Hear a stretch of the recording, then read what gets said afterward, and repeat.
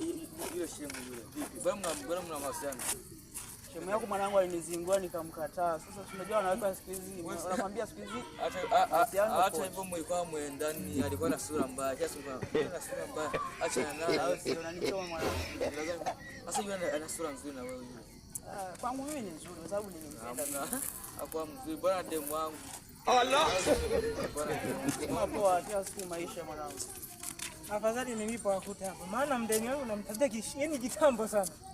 Kana nikimbia kama kanyoka. Hivi wewe nyoka unaanza kutoka nini kwa nyoka? Mbona watu mnalipenda Mungu? Sikia. Sio kuharibu Mungu.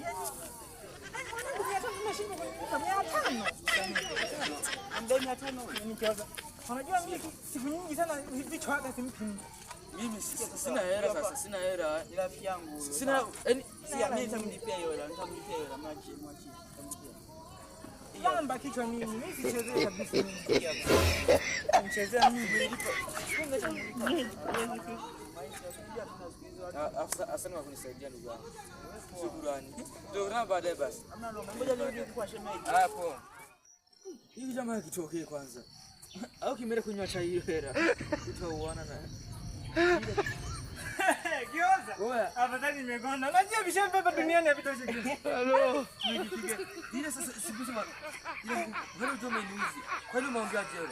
Kwa nini unamwambia acha tena hiyo jamaa ana hela sana yule. Unajua nini? Hata kwa kijijini aitwacha ana hela sana. Nilikuwa nalihurumia. Ungemwambia acha tena acha tena hiyo jamaa ana hela sana yule. Baigan. Ungemwambia hela ndogo. Hata hivi natosha. Hasa tumepata. Haitoshi baba kitu basi.